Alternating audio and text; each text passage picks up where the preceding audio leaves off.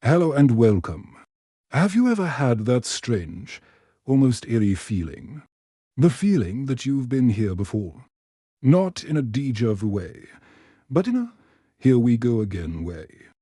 You find yourself dating the same type of person, even though you swore you wouldn't. You keep having the same frustrating argument with different bosses, in different jobs. You stumble over the same invisible obstacle, time and time again. Most of us, we just chalk it up to bad luck. Or we get frustrated with ourselves. Why do I keep doing this, we ask. What's wrong with me? Well, what if I told you that these repetitions aren't a sign that something is wrong with you? What if they are, in fact, a sign that something is profoundly right?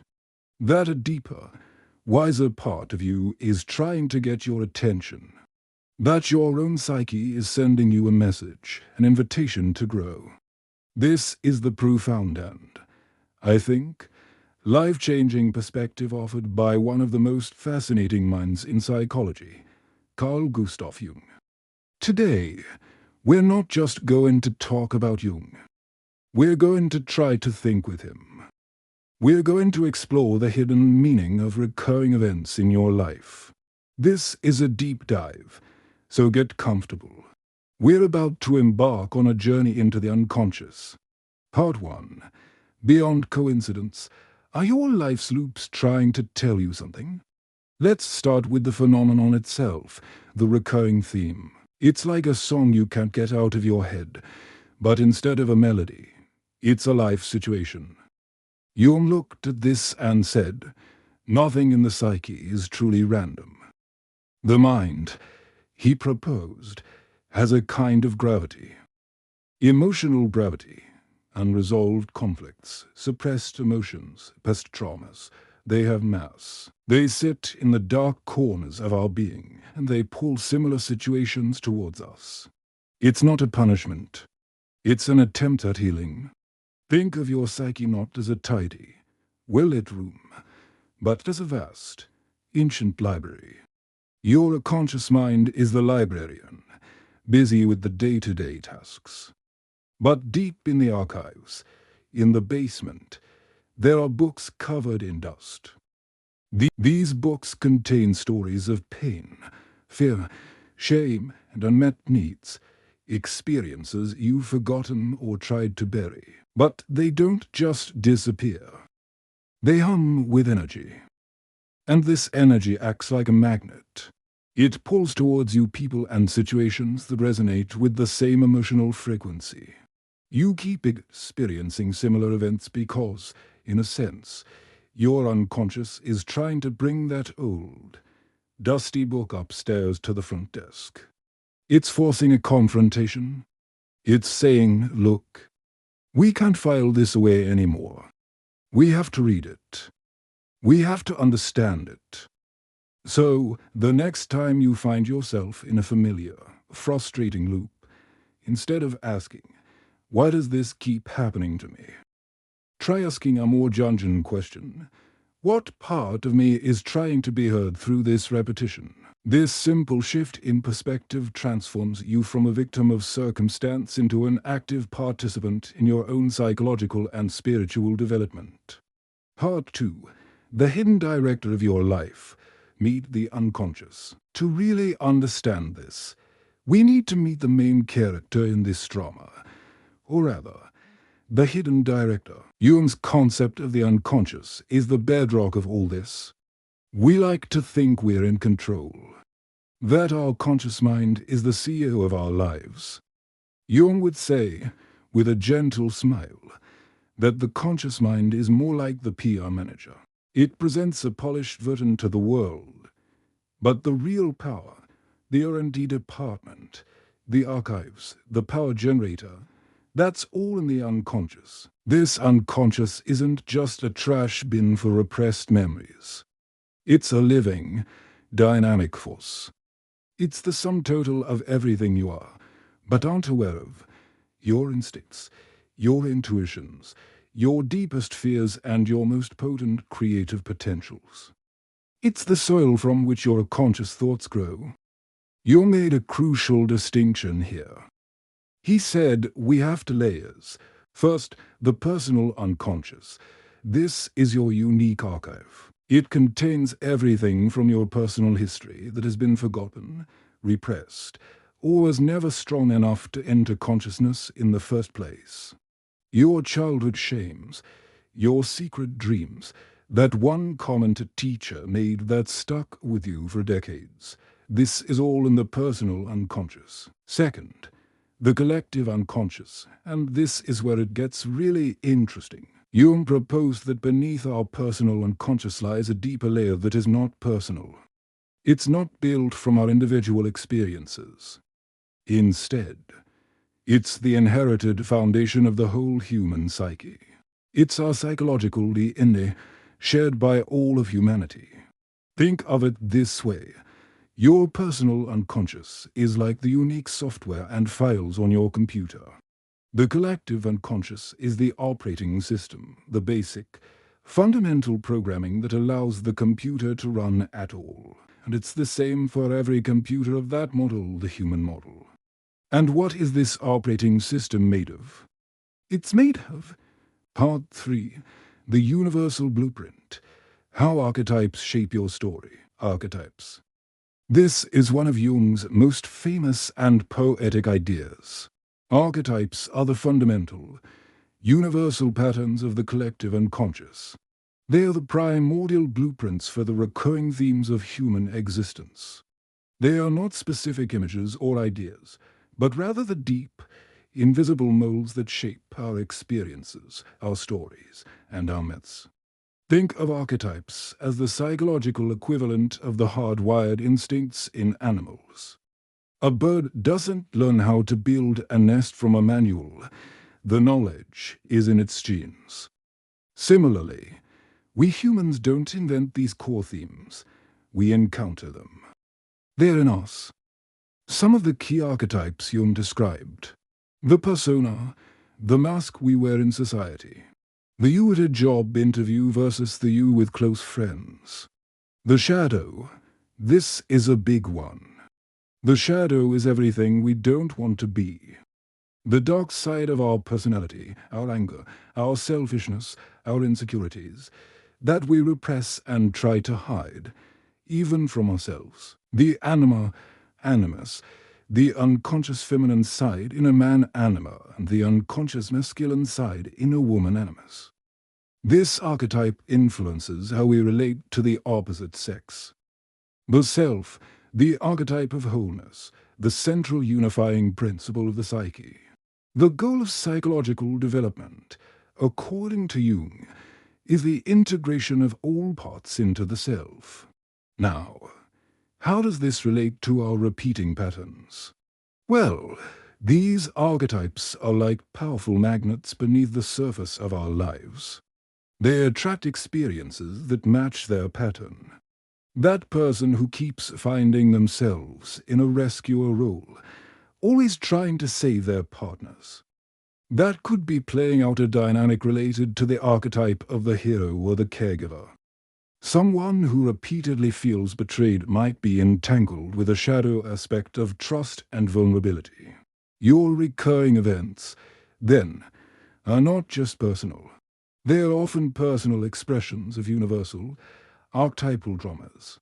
You are living out a piece of the eternal human story. Understanding this can be incredibly liberating. It means your struggle is not just yours.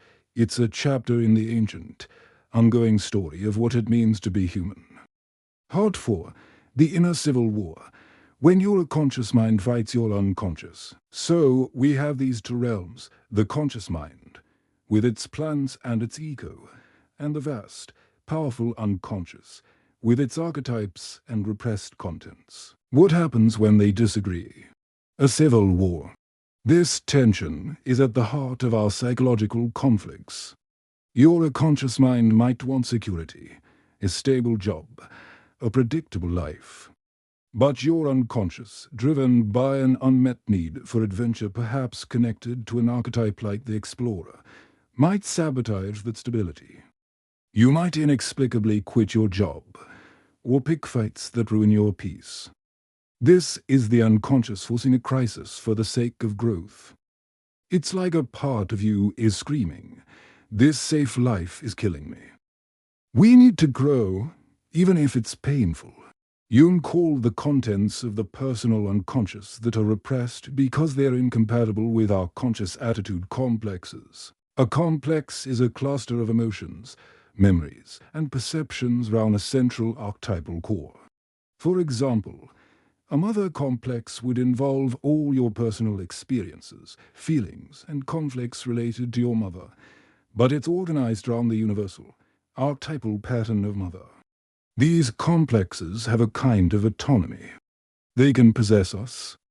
When someone says, "I don't know what came over me, I was just so angry," that's often a complex temporarily taking the driver's seat. Our repeating relationship patterns are very often the work of powerful complexes. We are drawn to people who activate our complexes because that's where the energy is. That's where the unfinished business lies. The goal, Jung said, is not to eliminate the unconscious or these complexes. That's impossible. The goal is to break down the barriers, to establish a dialogue between the conscious and the unconscious. This process is what leads to what Jung called Part 5, Meeting Your Dark Side, the crucial role of the shadow, individuation. But before we can achieve wholeness, we have to make peace with the part of ourselves we like the least. We have to meet our shadow. The shadow is arguably the most important archetype when it comes to understanding our negative repetitions. It contains all the qualities we deny in ourselves. Maybe you pride yourself on being nice, so you repress all your anger and assertiveness. That repressed anger doesn't vanish. It goes into the shadow.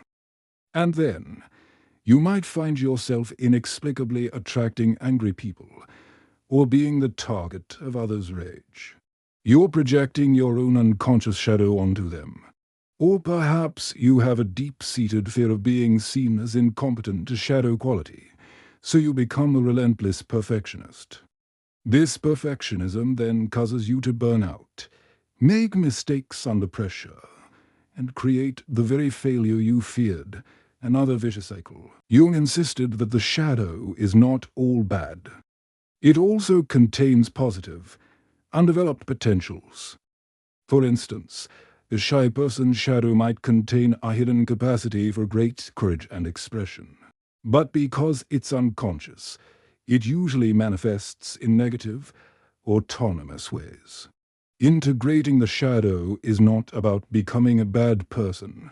It's about acknowledging that you have these capacities. It's about saying, "Yes, I can be selfish.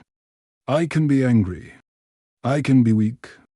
By owning these qualities, you drain them of their autonomous power over you. You stop projecting them onto the world, and you stop being their victim. This is perhaps the most powerful key to breaking free from negative life loops. The pattern persists until you turn round and face what's following you. Part 6, The Ultimate Goal, From Repetition to Wholeness, the Journey of Individuation. So, where is all this leading? What is the point of this often painful process of confronting our repetitions, our complexes, our shadow? Jung called the ultimate goal individuation. It's the process of becoming the unique, indivisible person you're inherently meant to be. It's not about perfection, but about completeness. It's about integrating the conscious and the unconscious, the light and the dark, the persona and the shadow. In this light, those recurring events are not curses. They are the curriculum of your soul's education. Each repetition is a lesson. The first time you experience it, you might fail the test. The second time, you might get a D-, but maybe the fifth time, you start to see the pattern. You recognize the archetype at play. You feel the tug of the complex. You catch a glimpse of your own shadow in the other person. And in that moment of awareness, everything changes. You are no longer just an actor blindly reciting lines in a play written by your unconscious. You become the co-author. You can choose a different response. This journey towards wholeness is what gives meaning to the struggles. The repeating pattern is the psyche's stubborn, persistent, and ultimately loving attempt to make us whole. It's the universe's way of refusing to let us settle for a half-life. So, the next time you feel stuck in a loop, I invite you to pause. Take a Jungian perspective. Ask yourself, what old wound might this situation be touching? What archetypal story does this feel like? Am I the helpless victim? The noble hero? The betrayed lover? What part of my shadow is being reflected back to me in this other person or situation? This isn't about finding quick fixes. It's about starting a conversation with the deepest parts of yourself. It's about recognizing that the most important journey you will ever take is the journey inward. Thank you for joining me on this exploration today. I'm curious to hear your thoughts. Have you recognized any Jungian patterns in your own life? What messages do you think your unconscious might be trying to send you? Feel free to share your stories in the comments, and if this resonated with you, consider subscribing to stay with us for more deep dives into the mysteries of the mind. Until next time, take care.